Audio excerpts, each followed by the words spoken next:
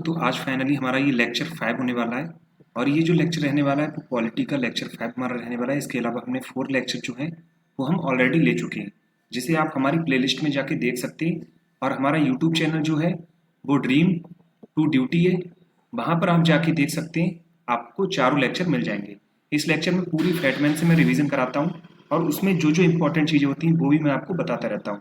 तो लेक्चर को पूरा देखना और सभी कुछ आपको रिवाइज हो जाएगा इस लेक्चर के अंदर। तो वीडियो को लाइक और चैनल को सब्सक्राइब जरूर कर लेना, क्योंकि अभी आपकी सपोर्ट की बहुत ज़्यादा ज़रूरत है। तो चलिए स्टार्ट करते हैं। तो आपको पता है कि इससे पहले हम जो भाग 1 और भाग 2 कर चुके हैं और आज हम स्टार्ट करने वाले हैं भाग 3 से। जो हमारा भाग 3 होने वाला है वो मौलिक अधिकार होने वाला है। संविधान में हमें क्या क्या अधिकार मिले उसके रिगार्डिंग हम बात करने वाले हैं भाग 3 में। तो ये भाग 3 जो है हमारा वो 12 से लेकर 35 आर्टिकल तक ये डिस्कस कराता है हमें। 12 से लेकर 35 आपको इसे याद रखना है। अब जो मौलिक अधिकार थे ये कानूनी रूप से प्रवर्तनीय अधिकारों का एक समूह है। मतलब अगर आपके मौलिक मौलिक जो अधिकार हैं उनका कोई हनन होता है तो आप न्यायालय में जा सकते हैं, आप कोर्ट में जा सकते हैं। क्योंकि कई ऐसे अधिकार भी दिए हुए हैं, जैसे डीपीएसपी की बात कर लेते हैं, जो हमारे हैं संविधान के अंदर, उनके अगर हनन होता है तो आप कोर्ट में नहीं जा सकते।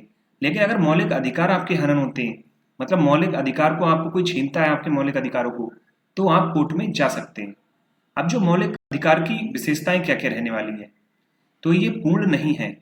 मतलब कुछ सीमाएं हैं, जैसे आर्टिकल 19 की बात करेंगे हम, जिसमें बोलने की स्वतंत्रता दी गई है और बहुत सारी स्वतंत्रताएं दी गई हैं, जैसे यहाँ पर आपको दिख रहा होगा आर्टिकल 19 के बारे में।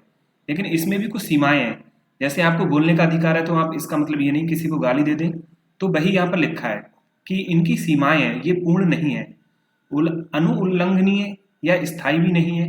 कुछ जो है वो सस्पेंड हो जाते हैं, मतलब जिन्हें जैसे कोई बाहरी आपातकाल आ गया तो कुछ जो हमारे मौलिक अधिकार हैं वो सस्पेंड हो जाते हैं, वो हमसे छीन लिए जाते हैं।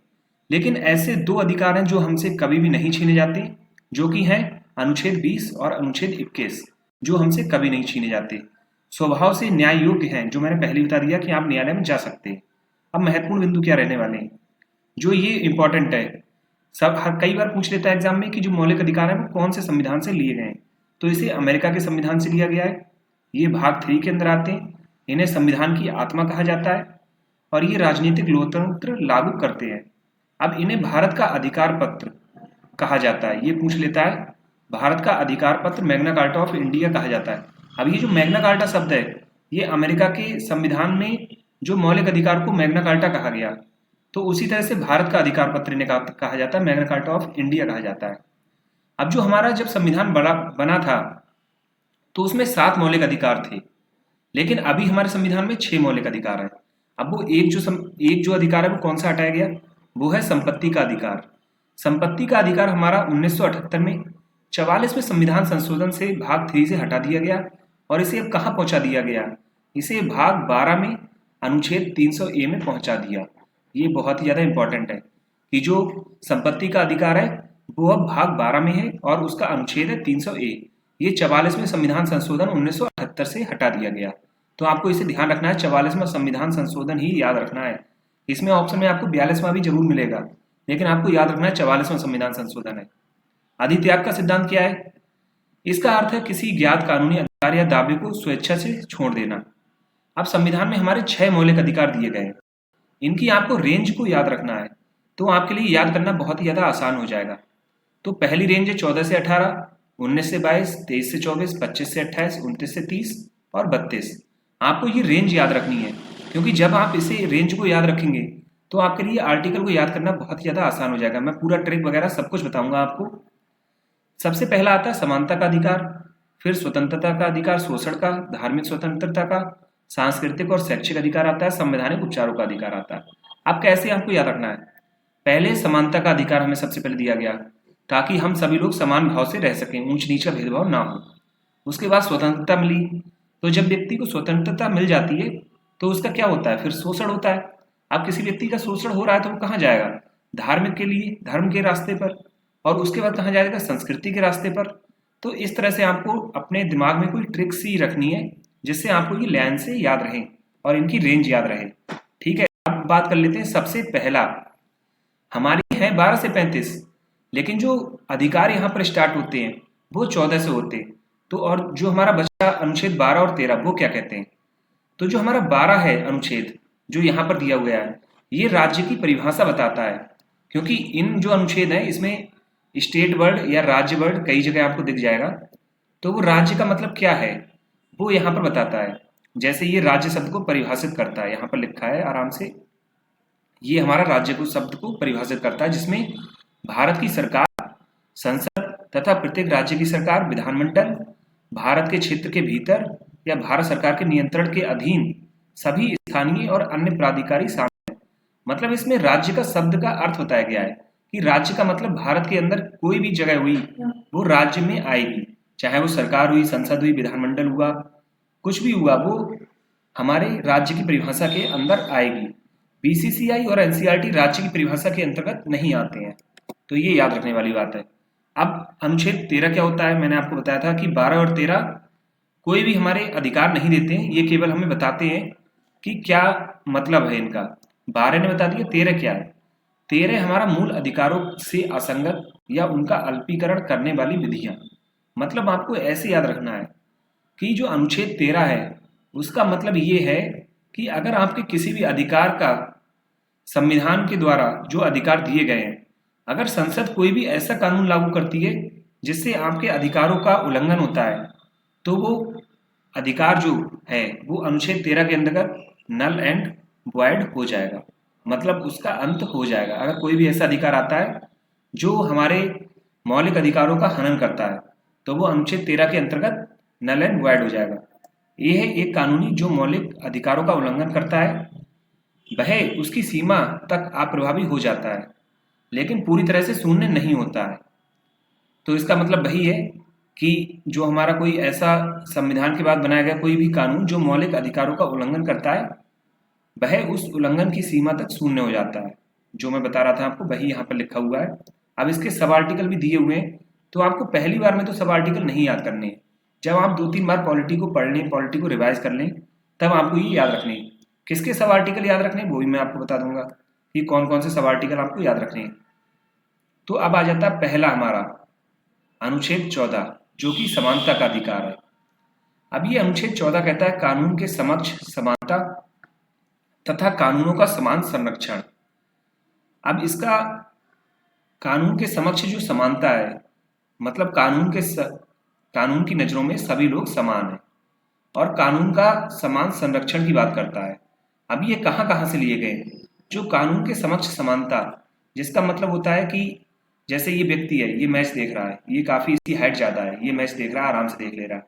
ये लड़की है, इसकी हाइट कम है, ये मैच देख ले रही है, लेकिन ये बेचारा छोटा सा जो बच्चा अपाहिज है वो यहाँ पर मैच नहीं देख पा रहा है। इसका मतलब क्या हुआ कि कानून की नज़रों में ये सभी एक बराबर हैं, चाहे ये छोटा हो, चाहे बड़ा हो, चाहे उससे बड़ा हो। कानून की नज़रों में ये एक बराबर हैं, लेकिन ये गलत है कि कानून की नज़रों में ये सभी एक बराबर हैं। जैसे आपने देखा होगा कि कहते हैं लोग कि कानून के लिए सभी समान हैं। तो ये जो कानून के समक्ष समानता का भाव जो लिया गया है वो हमारा ब्रिटेन से लिया गया है। कानून के समक्ष समानता, आपको ये क्वेश्चन पूछ लेता है डायरेक्टली कि कानून के समक्ष समानता का मतलब क्या है और ये कहाँ से लिया गया है। ये हमारा ब्रिटेन से लिया गया है। अब यहीं पर आता है कानून का समान संरक्षण। इसका मतलब क्या हुआ है, जो बड़ा है उसे यहाँ पर स्टूल की जरूरत नहीं है, जो लड़की है उसे स्टूल की जरूरत है, और जो ये अपाहिज लड़का है इसके लिए ये यहाँ पर चढ़ने के लिए इसकी जरूरत है।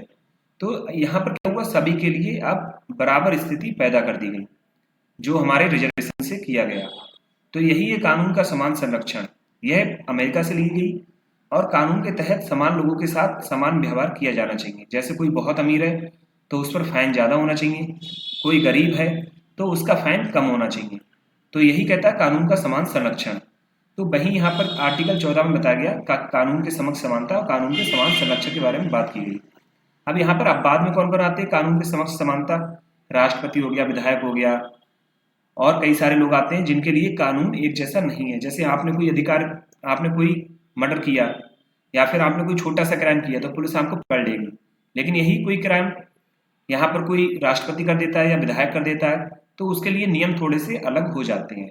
जैसे संसद के सत्र के दौरान जो विधायक होते हैं, सांसद होते हैं, उन्हें कुछ मामलों में उन्हें अरेस्ट नहीं किया जा सकता।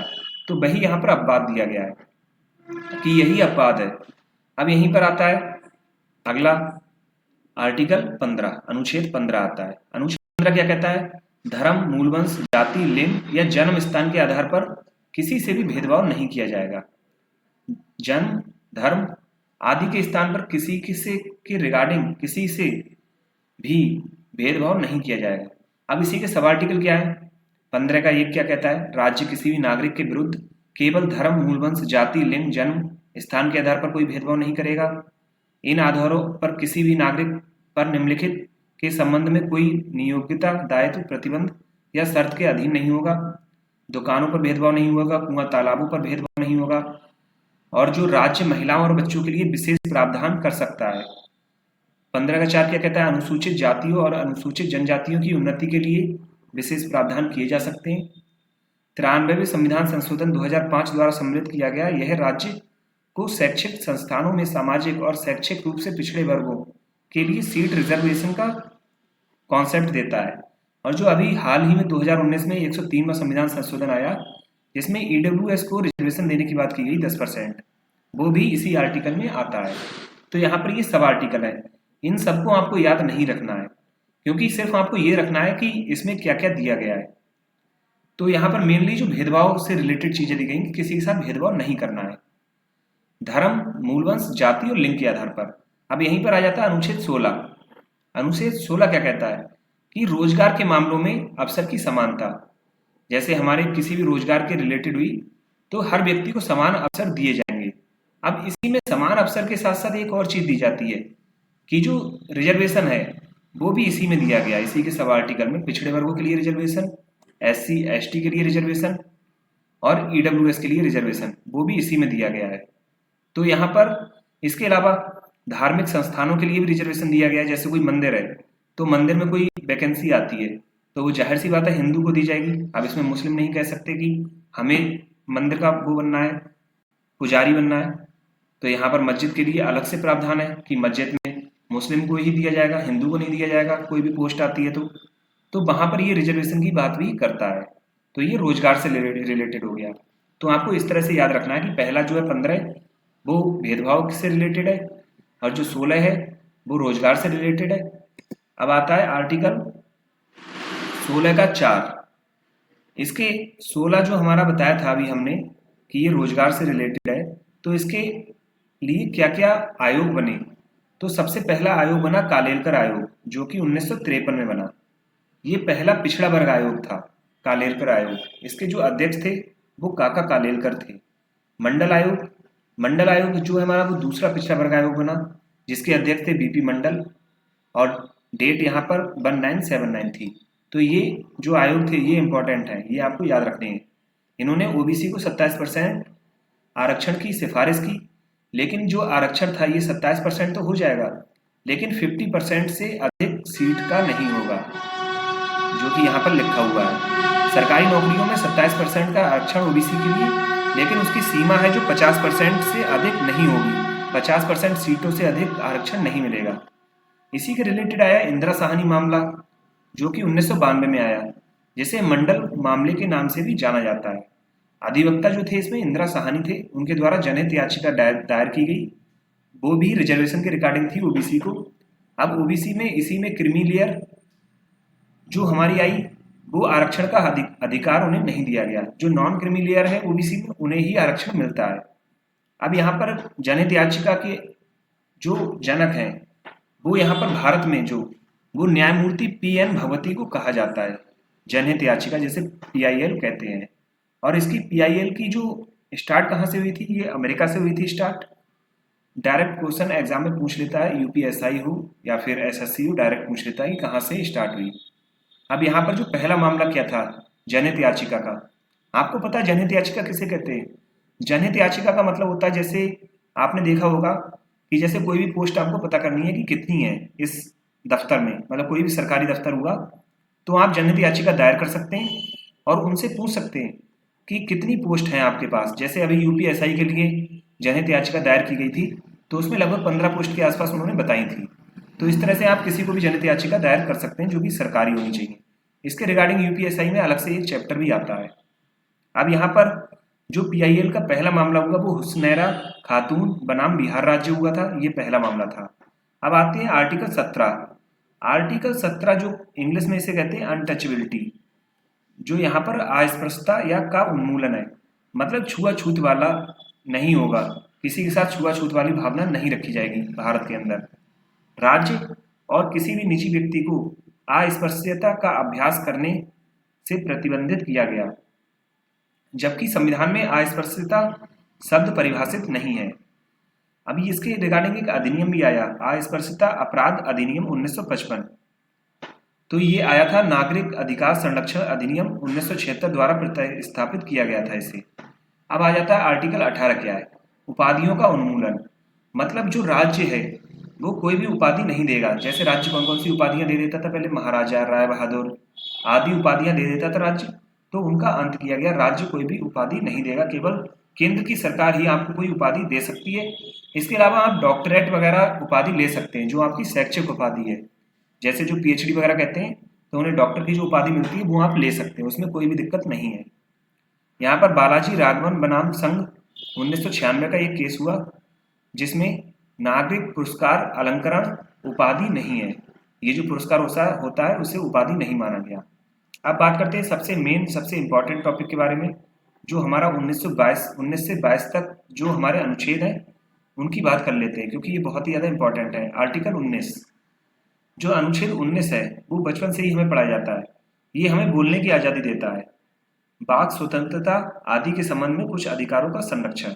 अब इसे आपको याद कैसे रखना है, आपको ये ट्रिक याद रखनी है, सामरो, SAAMRO। अब एस से क्या होता है, स्पीच, ए से क्या होता है, आर्म्स, ए से एसोसिएशन, एम से मूव, आर से रेजिडेंस मतलब रहना निवास करना, ओ से ऑक्यूपेशन व्यापार। तो 19 का जो आर्टिकल है वो 19 का ए, मतलब ये जो आर्टिकल है वो 19 ऐसे आएगा आपके पास, 19 के एक का ये जो हमारा स्पीच मतलब बोलने की स्वतंत्रता देता है। 19 के पहले का ए, जिसे सबसेक्शन ए का बोल सकते हैं या आप इसे इंग्लिश में ए बोल सकते हैं। तो ये हमें स्पीच की स्वतंत्रता देता है, मतलब बोलने की स्वतंत्रता देता है। और एस के बाद आता है ए से क्या है, आर्म्स, मतलब बिना हथियार के हम एकत्र हो सकते हैं कहीं भी। और फिर ए मतलब एसोसिएशन, हम सरकारी समितियां बना सकते हैं, संघ बना सकते हैं, संगठन बना सकते हैं। एम मतलब मूव, हम पूरे भारत में कहीं भी घूम सकते हैं। आर रिसाइड, मतलब भारत के किसी भी क्षेत्र में हम रह सकते हैं। ओ ऑक्यूपेशन, किसी भी जगह हम अपना पेशा कर सकते हैं, बस उसकी भी लिमिटेशन है कि आप किस तरीके का ऑक्यूपेशन करते हैं, जैसे कोई भी गलत काम नहीं करना है। तो ये ट्रिक रही सामरो, आप इसे 2-3 बार लिखेंगे आपको याद हो जाएगी सामरो। अब उसके बाद 19 का 2 क्या कहता है, जो हमारा 19 का 2 आर्टिकल है वो सार्वजनिक व्यवस्था, शालीनता, नैतिक संप्रभुता, अखंडता, मानहानि पे उचित प्रतिबंध लगाता है। मतलब जो हमें अधिकार दिए गए थे 19 के 1 में, जैसे बोलने की स्वतंत्रता और सभी स्वतंत्रता दी गई थी, तो उन पर ये 19 का 2 प्रतिबंध लगाता है कि आपको बोलने की आज़ादी दी तो गई है, लेकिन ऐसा नहीं है कि आपको किसी को भी गाली देकर चले जाना है। तो वो यहाँ पर रेस्ट्रिक्शन लगाता है, ये उचित प्रतिबंध लगाता है। अब आर्टिकल 19 के रिगार्डिंग कौन कौन से केस हुए वो मैं आपको बता देता हूँ। पहला केस हुआ इंटरनेट का अधिकार। तो जो इंटरनेट का अधिकार है वो भी आर्टिकल 19 के अंतर्गत आता है। सूचना का अधिकार वो भी 19 के अंतर्गत आता है। अब जो सूचना का अधिकार है उसमें जब आप किसी भी सरकारी दफ्तर को सूचना का अधिकार RTI भेजते हैं तो वो 30 दिनों के भीतर उसकी सूचना आपको प्रदान की जाएगी। अब इसके बारे में महत्वपूर्ण निर्णय आए थे क्या क्या, रमेश थापर बनाम मद्रास राज्य। इसमें बताया गया उच्चतम न्यायालय ने माना कि प्रेस की स्वतंत्रता 19(1)(a) का अभिन्न अंग है। तो जो रमेश थापर बनाम मद्रास राज्य था इसमें प्रेस की स्वतंत्रता की बात की गई थी। अब श्रेया सिंगल बनाम संघ, ये भी काफी इंपॉर्टेंट है। इसमें जो है आर्टिकल 19(1)(a) के तहत जो हमारी धारा 66(a), जो हमारी BNS, यहाँ पर BNS भारतीय न्याय संहिता की जो धारा 66(a) को अनुच्छेद 19(1)(a) के तहत स्वतंत्रता का उल्लंघन करने के कारण असंवैधानिक घोषित करते हुए रद्द कर दिया गया था। जो हमारी बीएनएस में धारा 66(a) थी उसे रद्द किया गया। आपको अभी बस इतना याद रखना है कि जो 66(a) थी उसे रद्द कर दिया गया। अब वो 66(a) आईटी अधिनियम था। जो आईटी अधिनियम हमारा आया था उसमें धारा 66(a) थी एक, जिसे रद्द किया गया था। और अगला केस हुआ People's Union for Civil Liberties बनाम भारत संघ, 2004 में ये केस हुआ। ये भी हमारा आर्टिकल 19 से रिलेटेड था, जिसके तहत भाषण और अभिव्यक्ति को स्वतंत्रता का हिस्सा माना गया। और अगला जो है 97वां संविधान संशोधन, जिसके तहत 19(1)(c) सहमतियां बनाने का अधिकार जोड़ा गया। यहाँ पर आपको दिख रहा होगा 19(1)(c), यहाँ पर ये संगठन दिख रहा है। ये आपको 97वें संशोधन से जोड़ा गया था, सरकारी समितियां बनाना। और आपको अभी मैंने संपत्ति के अधिकार के बारे में बता दिया, जो कि 44वें संविधान संशोधन से 1978 में हटाया गया था। अब आ जाते हैं अनुच्छेद 20। अनुच्छेद 20 जो हमारा है वो अपराधों के लिए दोष सिद्ध के संबंध में संरक्षण है। मतलब आपने कोई भी दोष किया है, आपने कोई भी क्राइम किया है, तो उसके रिगार्डिंग आपके लिए 20 आर्टिकल कहता है। क्या कहता है? 20 के जो 3 हैं, 20 का 1, 20 के 2 और 20 का 3। जो 20 का 1 क्या कहता है? वो कहता है कि आपको जिस टाइम आपने क्राइम किया है उसी टाइम के अकॉर्डिंग आपको सजा मिलेगी। ऐसा नहीं है कि आपने क्राइम 1 साल पहले किया, तब उस क्राइम की सजा थी आजीवन कारावास और आज उस क्राइम की सजा है मृत्युदंड। तो आपने जिस टाइम वो क्राइम किया था उसी टाइम के अकॉर्डिंग आपको सजा मिलेगी। 20 का 2 क्या कहता है? कि आपको किसी एक क्राइम के लिए दोहरा दंड नहीं दिया जाएगा। जैसे आपने मर्डर कर दिया, उसकी आपने सजा काट ली, अब पुलिस फिर से दोबारा आती है कि तुमने मर्डर किया था, फिर से सजा मिलेगी तुम्हें, तो ऐसा नहीं हो सकता। 20 का 3 क्या कहता है? कोई आत्मदोषारोपण नहीं, मतलब आपको खुद के लिए गवाह नहीं बनाया जाएगा। जैसे आपने कोई क्राइम किया तो आपकी गवाही मान्य नहीं होगी। कोर्ट पुलिस से कहेगा कि आपको प्रूफ करना है कि इन्होंने ही मर्डर किया, और उसके लिए आपको रक्त का नमूना या अंगूठे का निशान तो देना ही देना होगा। आप ये नहीं कह सकते कि हम रक्त या अंगूठे का निशान नहीं देंगे। अब आर्टिकल 21 आता है, जो बात करता है जीवन और व्यक्तिगत स्वतंत्रता का संरक्षण करता है। यह जापानी संविधान से लिया गया था। स्वतंत्रता के अधिकारों में सबसे प्रमुख अधिकार जीवन और व्यक्तिगत स्वतंत्रता का अधिकार है। अब इसमें कौन कौन से अधिकार आते हैं? स्वतंत्रता का अधिकार, जो जीवन के अधिकार है, सोने का अधिकार होगा, ध्वनि प्रदूषण हो गया, निजता का अधिकार हो गया, निःशुल्क शिक्षा, अच्छे स्वास्थ्य, सार्वजनिक फांसी के विरुद्ध, ये सभी अधिकार आपको जीवन और व्यक्तिगत स्वतंत्रता का संरक्षण में दिए गए, जो कि आर्टिकल 21 है। अब सबसे मेन बात आपको क्या याद रखनी है, ये कि जो आर्टिकल 20 और 21 है, जो आर्टिकल 20 और 21 हैं, वो कभी भी निलंबित नहीं होते हैं। ये एग्जाम में सीधे पूछ लेता है। इसके अलावा आपको स्वर्ण त्रिभुज याद रखना है, गोल्डन ट्रायंगल। ये 14, 19, 21 आर्टिकल आपको याद रखने हैं। ये आपको बोलने की स्वतंत्रता देता है, और जो 21 है वो जीवन की स्वतंत्रता देता है। जो आपको 14 भी मैंने बता दिया था आपको, जो 14 है वो आपको यहाँ पर मैंने बताया था, आपको दिखा देता हूँ मैं। यहाँ पर कानून के समक्ष समानता, उसका अधिकार देता है। अब आर्टिकल 21 के रिगार्डिंग कुछ ऐसे केस हैं जो आपको थोड़े से याद रखने लिए, जिसमें ए.के. गोपालन केस आता है 1950 सबसे पहले, जिसमें क्या करते हैं, आर्टिकल 21 का संकीर्ण दृष्टिकोण अपनाया और फैसला सुनाया कि कानून की उचित प्रक्रिया की गारंटी नहीं देता है। ये सर्वोच्च न्यायालय में हुआ था ए.के. गोपालन केस। इसमें जो नैरो व्यू लिया था आर्टिकल 21 का, डायरेक्ट आप याद रखना नैरो व्यू, उससे आपको डायरेक्ट इसके बारे में पता चल जाएगा। आपको क्वेश्चन आएगा, आप कर लेंगे नैरो व्यू। और उसके बाद मेनका गांधी केस हुआ 1978 में, जिसमें सर्वोच्च न्यायालय ने गोपालन मामले के फैसले को पलट दिया। इसमें जैसे नैरो व्यू लिया था और कानून की उचित प्रक्रिया की गारंटी नहीं ली थी इसमें, लेकिन अब यहाँ पर पलट दिया गया। यहाँ पर अनुच्छेद 21 का व्यापक रुख, यहाँ पर आपको रखना है वाइड व्यू। यहाँ पर नैरो व्यू लिया था, यहाँ पर वाइड व्यू लिया था, और कानून की उचित प्रक्रिया की शुरुआत की। यहाँ पर कानून की उचित प्रक्रिया मना कर दिया था, यहाँ पर कानून की उचित प्रक्रिया स्टार्ट कर दी। अनुच्छेद 21 की व्याख्या का विस्तार किया और विदेश यात्रा के अधिकार को व्यक्तिगत स्वतंत्रता का एक मौलिक अधिकार बताया गया। जो यहाँ पर मेनका गांधी केस हुआ था वो विदेश यात्रा के रिगार्डिंग था, इन्हें विदेश नहीं भेजने दे रहे थे, तो इसके रिगार्डिंग इन्होंने केस किया। तो जिसमें सर्वोच्च न्यायालय ने माना कि विदेश यात्रा भी एक मौलिक अधिकार है हमारा।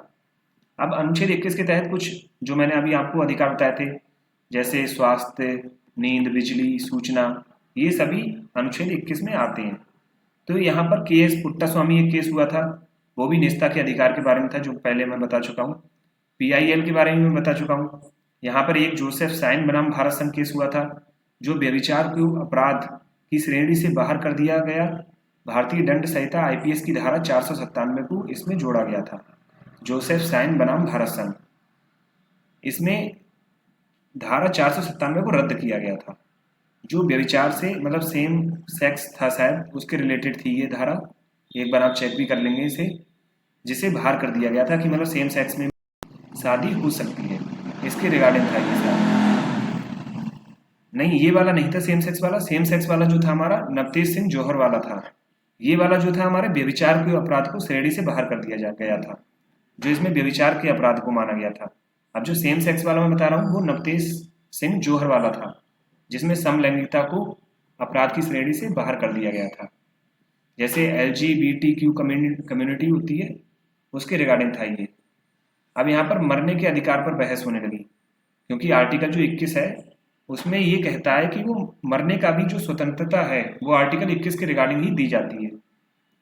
तो जो कभी कभी अब आप सोच रहे होंगे कि मरने का अधिकार क्यों दिया जाता है, जब आपकी पीड़ा बहुत ज़्यादा हो जाए तब ये अधिकार आपको निष्क्रिय इच्छा मृत्यु और जीने की इच्छा को वैध मान्यता दी जाती है। जैसे कॉमन कॉज बनाम भारत संघ केस हुआ था, जिसमें एक व्यक्ति को इच्छा मृत्यु दी गई थी हाई कोर्ट के द्वारा, वो सॉरी सुप्रीम कोर्ट के द्वारा। अभी कुछ टाइम पहले भी आपने एक न्यूज़ सुनी होगी कि एक था जो सही नहीं हो रहा था व्यक्ति, उसको इच्छा मृत्यु दी थी सर्वोच्च न्यायालय ने। तो सर्वोच्च न्यायालय ही आपको इच्छा मृत्यु की पैसिव एथोनेसिया की परमिशन देता है। इसी के रिगार्डिंग एक और केस हुआ था हुसनैरा खातून बनाम बिहार राज्य, ये त्वरित सुनवाई के लिए अधिकार के लेकर था। ओल्गा टेलिस बनाम बॉम्बे नगर निगम, ये आजीविका के अधिकार को था। अरुणा रामचंद्र सांगवांग बनाम भारत संघ, ये भी निष्क्रिय इच्छा मृत्यु के लिए था, जो गरिमा के साथ मरने का अधिकार देता है। तो आपको ये एक बार पढ़ लेना है, और हो सके तो आप लिख लें इन्हें, ताकि आपको जल्दी जल्दी याद रहे। एक और केस हुआ था हरीश राणा बनाम भारत संघ, यह भी सम्मान से मरने के अधिकार को लेकर था, जो कि अनुच्छेद 21 के अंतर्गत आता है। अब यहाँ पर कानून की उचित प्रक्रिया, निष्पक्ष और न्यायपूर्ण कानूनी कार्यवाही सुनिश्चित करनी है, इसका उल्लेख संविधान में नहीं है। यह एक अमेरिकी अवधारणा है। जो कानून की उचित प्रक्रिया, ये हमारी अमेरिकी अवधारणा है, अमेरिका से ली गई है, जो मैं बता चुका हूँ। अब आता है आर्टिकल 21 का ए, 21 का जो शिक्षा का अधिकार के बारे में बात करता है। ये हमें 86वें संविधान संशोधन 2002 के द्वारा जोड़ा गया। डायरेक्ट पूछ लेता है कि इसमें कितने वर्ष के बच्चों के लिए मुफ्त और अनिवार्य शिक्षा है। तो यहाँ पर 6 से 14 वर्ष के बच्चों के लिए मुफ्त और अनिवार्य शिक्षा है। इसके रिगार्डिंग आपने ये केस देख सकते हैं, जो कि उन्नीकृष्णन बनाम आंध्र प्रदेश हुआ था, जिसमें शिक्षा के अधिकार के बारे में बात की गई थी। उसके बाद आर्टिकल 22 की बात करते हैं, कुछ मामलों में गिरफ्तारी और निरोध से संरक्षण देता है। अगर आपकी गिरफ्तारी हो गई है तो क्या क्या आपके पास अधिकार हैं। 22 का एक बताता है कि आप पसंद के कानूनी जो आपका वकील है उससे परामर्श ले सकते हैं, आपको कोई भी नहीं रोकेगा आपके पसंदीदा वकील से बात करने के लिए। 22 का 2 क्या कहता है, गिरफ्तार व्यक्ति को 24 घंटे के भीतर मजिस्ट्रेट के सामने प्रेजेंट करना होगा, यात्रा के समय को छोड़कर। 22 का 2 सबसेक्शन क्या कहता है कि 24 घंटे के भीतर व्यक्ति जिसे गिरफ्तार किया गया है उसे मजिस्ट्रेट के सामने आपको पेश करना होगा। 22 का 3 क्या कहता है, आपको ये याद रखने हैं, ये कुछ इंपॉर्टेंट है ये सबसेक्शन। खंड 1 और खंड 2 के संरक्षण शत्रु, अन्यदेशीय और निवारक निरोध के तहत व्यक्तियों पर लागू नहीं होते हैं। मतलब जो एनिमी होते हैं उनके, मतलब जो विदेशी होते हैं जैसे कि आतंकवादी वगैरह, तो उनके लिए लागू नहीं होता है। निवारक निरोध 3 महीने से अधिक नहीं हो सकता जब तक कि सलाहकार बोर्ड द्वारा अनुमोदित ना किया जाए। निरोध के आधारों की सूचना निरुद्ध व्यक्ति को दी जानी चाहिए, आपको पूरी जानकारी दी जाएगी।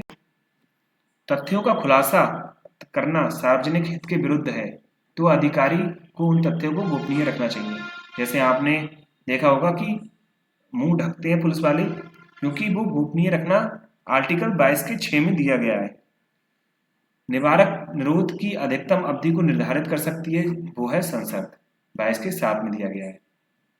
न्यायिक हिरासत क्या होती है? आपने बताया किसी को पुलिस हवालात के बजाय अदालत के आदेश के बाद मजिस्ट्रेट की देखरेख में जेल में रखा जाता है। न्यायिक हिरासत होती है जब आरोपी जज के पास जज से सजा सुन लेता है और उसे जेल में रखा जाता है। और एक सजा होती है इसमें पुलिस हवालात में रहता है कुछ टाइम के लिए, जो कि यहाँ पर 24 घंटे का टाइम दिया है। जैसे 24 घंटे में ही काफ़ी बहुत बार देखा गया है कि बहुत ज़्यादा दंड दिया जाता है। अब यहाँ पर दंडात्मक निरोध अपराध किए जाने के बाद होता है। निवारक निरोध होता है भविष्य में संभावित अपराध को रोकने के लिए।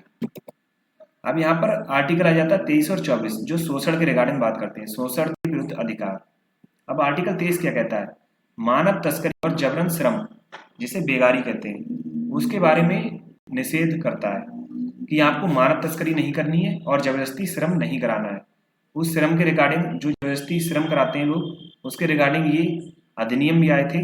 न्यूनतम मजदूरी, महिला और बच्चों का अनैतिक व्यापार, बंधुआ मजदूरी, इसके रिगार्डिंग यहाँ पर अधिनियम भी आए थे। तो आर्टिकल 23 आपको सीधे याद रखना है, मानव तस्करी और जबरन श्रम जिसे बेगारी बोलते हैं वो नहीं कराना है। मानव तस्करी नहीं होनी और जबरन श्रम नहीं कराना है। आर्टिकल 24 कहता है कि खतरनाक स्थानों पर बच्चों को रोजगार नहीं देना है। जैसे कुछ जगह 14 वर्ष से कम आयु के लिए किसी भी कारखाने, खादान आदि में जॉब नहीं देनी है और स्कूल टाइमिंग में तो जॉब नहीं देनी है किसी बालक को जिसकी आयु 14 वर्ष से कम है। इसी के रिगार्डिंग बाल और किशोर श्रम अधिनियम आया था 1986 में। अब आर्टिकल आ जाते हैं 25 से 28 के बीच। आर्टिकल जो 25 है हमारा वो हमें धर्म को, किसी भी धर्म को मानने की स्वतंत्रता देता है, किसी भी धर्म का प्रचार करने की स्वतंत्रता देता है। तो आपको याद रखना है ये आर्टिकल 25 धर्म के रिगार्डिंग है। धर्म आपको किसी भी धर्म को मानने की स्वतंत्रता देता है। 25 के सब सेक्शन है, ये आपको याद रखने की जरूरत नहीं है। आपको 26 याद रखना है, धार्मिक मामलों के प्रबंधन की स्वतंत्रता, मतलब अरेंजमेंट। तो आप किसी भी अपने धर्म से रिलेटेड जिससे किसी को दिक्कत ना हो अरेंजमेंट कर सकते हैं। जैसे कीर्तन वगैरह आप करते हैं तो वो आप कर सकते हैं। तो ये तो हमारा 26 हो गया। अब 27 क्या कहता है? किसी विशेष धर्म के प्रचार के लिए करों के भुगतान के संबंध में स्वतंत्रता। जैसे आपको अपने धर्म के प्रचार प्रसार के लिए किसी चंदा लेना है तो वो भी आप ले सकते हैं, जो कि आर्टिकल 27 बताता है। अनुच्छेद 28 क्या कहता है? कि धार्मिक शिक्षा में भाग लेने की स्वतंत्रता। अब कोई भी ऐसा शैक्षिक संस्थान है जो वित्त पोषित है, सरकार उसमें फंड देती है, तो उसमें कोई भी धार्मिक स्वतंत्रता नहीं दी जाएगी। ये डायरेक्ट आर्टिकल पूछ लेता है कि कोई भी सरकारी वित्त पोषित संस्था है उसमें क्या धर्म की शिक्षा आपको दी जाएगी? तो ऐसा नहीं है। जैसे सरकारी स्कूल उसमें किसी भी धर्म की स्वतंत्रता शिक्षा नहीं दी जाती है। तो वो हमारा 28 कहता है। अब 29 से 30 आते हैं संस्कृति के संबंध में। तो जो 29 है वो अल्पसंख्यकों के हितों के बारे में बात करता है, आपको याद रख लेना है। और जो 30 है वो अल्पसंख्यकों के लिए शैक्षिक संस्थान स्थापित करने की बात करता है। जो अल्पसंख्यक है वो कोई भी शिक्षण संस्थान अपना स्थापित कर सकते हैं।